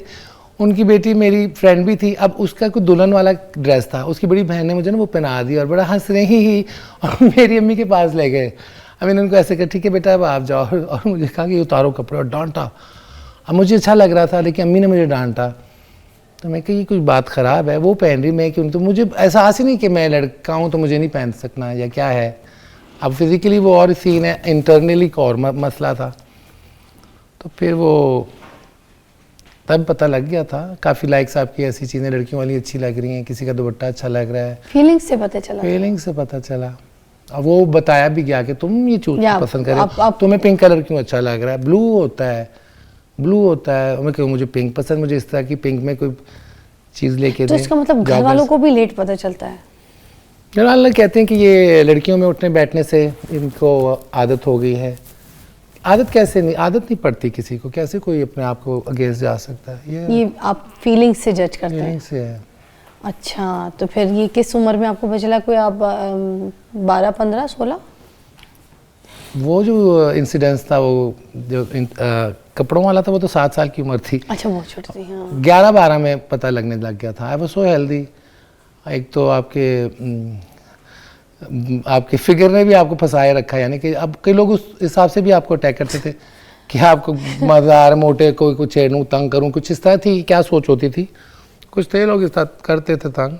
अच्छा, ये भी कहानी होती जी थी? हाँ, तो वो कुछ चीज़ें ऐसी भी कि अच्छा ये इस तरह है, ये इधर आप में यानी कि इनके अलावा भी इधर भी इनका ध्यान, यानी कि शायद ऐसे ही है, कोई आपको ऐसे कर रहा है, यानी कि विस्लिंग या कुछ ऐसे, तो फिर लगता था कि शायद इस तरह ही है इनको, वो ज़हन बनता गया। लेकिन कभी अल्लाह माफ़ी दे, स्पिरिचुअल साइड थी ज़रा, वो हावी रही शुरू से ही। अपने आप में गुम थे कि डांस का शौक है अपनी चीज़ों में, उधर तो ध्यान गया ही नहीं दूसरी चीज़ों पे। तो आप डांस शुरू से करती हैं? डांस शुरू से ही है। तो वालदा मना करती थी कि नहीं डांस हाँ, नहीं वालदा करना? मना करती थी, वालदा मना करती थी, बस कहती थी, क्योंकि एक दफ़ा शादी में की फैमिली में मैंने एकदम सरप्राइज़ दे दिया, तो मुझे नहीं पता था कि ऐसे बुरा हाल होगा। अम्मी ने फिर वापस घर आके बहुत मेरी बेइज्जती की, मार भी पड़ गई थी, तकरीबन 1 आध थप्पड़ पड़ गए थे कि भाई वगैरह भी गुस्सा करते थे? जी, भाई भी गुस्सा करते थे? भाई भी बहुत गुस्सा थे। एक दफ़ा भाई रूम में सो रहा था, और उसी रूम में ना बल्ब ड्रेसिंग टेबल के आगे साइड पे लगा हुआ था बड़ा सा, और उसके आगे मैं ना आईब्रोज बना रही, मुझे लगा कि कुछ नहीं तो बनाते हैं। तब कुछ जब राधा को और मीनाक्षी को देखा तो उनकी आईब्रो ऐसे अलफ मदार टाइप थी, तो मुझे पसंद भी थी, वो दोनों क्लासिकल डांसर थी। तो मैं भी ऐसी बनाऊँ। अब बातें भी होती थी, मदर की ब्यूटिशियंस आती थी, वो करती थी चीज़ें, तो वो मेरे अंदर भी कि मैं कहा अच्छा मैं तुम्हें एकदम पकड़ के पतली बारीक आईब्रो कर ली, और जो जूते पड़े, जो जलालत हुई। उन दिनों मेरी नानी की भी डेथ हुई थी, तो कराची जाना पड़ा था, तो हमें सर्दियाँ थी, फॉग थी, तो फ्लाइट नहीं मिल रही। अम्मी तो पहले गई थी नानी के साथ, तो वहाँ पे उनकी तबीयत ख़राब हुई तो उनकी डेथ हो गई। तो हम जब गए 3 दिन बाद, तो बस वो मेरे लिए वो बड़ा डेंजरस टाइम था, जब पूरी फैमिली ऐसे ऐसे ऐसे हैं, इससे आईब्रो बना ली, ये काफ है, सीन रे है, ये है। तो वो सुन के अजीब लगा, वो भी अम्मी के सामने कह दे किसी ने, ये कैसी बात नहीं है। ओह, लास्ट रूम में एक कॉर्नर वाला बेड था, उसके ऊपर जाकर छुप के पूरी नानी की डेथ का भी दुख, ऊपर से इन लोगों की बातें। और मैं वो छोटी सी एज में बहुत, आई वाज सो डिस्टर्ब, 12 साल एज थी तब, बहुत तकलीफ थी वो। और अम्मी आई दुख में मुझे कहती हैं, तुमने आईब्रो बना ली है ना, नानी का दुख, और तुमने क्या हरकत की है, उफ। और वो मेरी गलती थी, तो क्या फिर था। जब पढ़ाई, आपका सिचुएशन, ये सब तालीम का क्या सिस्टम था? तालीम अच्छी चलती रही, स्कूल जाती थी? हाँ, स्कूलबर्ग में था कॉलेज? स्कूल हमारा, हाँ, कॉलेज तक भी गए। नहीं तो आपको मतलब जाहिर सी बात है ये चीज़ें भी फेस करनी पड़ी होंगी, कोई आपको आवाज़ कसता होगा, खुसरा, ये कभी हो जाता था मार्केट में जाओ ना, खुसरी, कोई जनखा, वो तो कराची का है, यहाँ खुसरा ही चलता है, जनाना। और वो फैमिली के कुछ, यानी कि कोई दूर के खालू होलू ऐसे, तो अब खालू तो फैमिली से आता था, और ऐसे करना कि, और वो, और एक दफ़ा में एक फैमिली थी, तो मुझे छुट्टियों में जाना पड़ा कराची। अब अम्मी नहीं, मैं वो पहले ही चली गई अकेली ना, खुद जहाज़ पे उन्होंने भेज दिया कि ठीक है। अब उधर चली गई, तो वो उधर मेरे कुछ रूप या मेरी चीज़ों पे वो मुझे ताने दे रहे हैं, कोई दूसरी साइड से आ रहा है, कोई उधर गुलशन से आ रहा है, तो वो आ रहे, हाँ औरत ऐसे ऐसे करके, ये क्या मुझे तंग करे, क्यों मुझे ऐसे कह रहे। मैं कहा मैं घर वापस जाना है, डिस्टर्ब हो गई, मुझे टाइफाइड हो गया। फिर उन्होंने फ़्लाइट पे बुलाया मुझे, फिर वो हॉस्टेस मुझे लेके आई, साथ साथ लेके, जब छोटी एज थी, तो मैंने फिर कहा मैंने कराची नहीं जाना। अब दिल टूट गया, अजीब सी बातें, अजीब सी। अब छोटे बच्चों को आप ऐसे कह रहे हैं, आप उसको समझा दें, आपको अगर इतनी तकलीफ़ हो रही है आप उसको गाइड कर दें, या गाइड नहीं हो सक रहा आप चुप कर दें, आपको इल्म नहीं है, आपको पता ही नहीं है, आप जहलीत का वो है ना, मैं क्या कह सकती हूँ।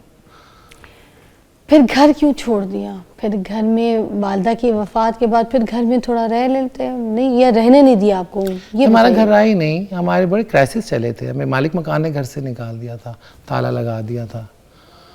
और एक जगह पे प्रॉपर्टी के चल रहे हैं केसेस, वो अभी हल होने, किसी इन्वेस्टर को दी हुई, वो रजिस्ट्री आगे पीछे, बहुत डिस्टर्बेंस चली थी, बहुत क्या स्पेल था मुझे तो समझ नहीं आती, वो बहुत बुरा टाइम था। आपने एक्टिंग भी तो की है ना? जी हाँ, मैंने रबर बैंड में काम किया 3 साल, एक सिटकॉम था अहमद अली भट्ट का।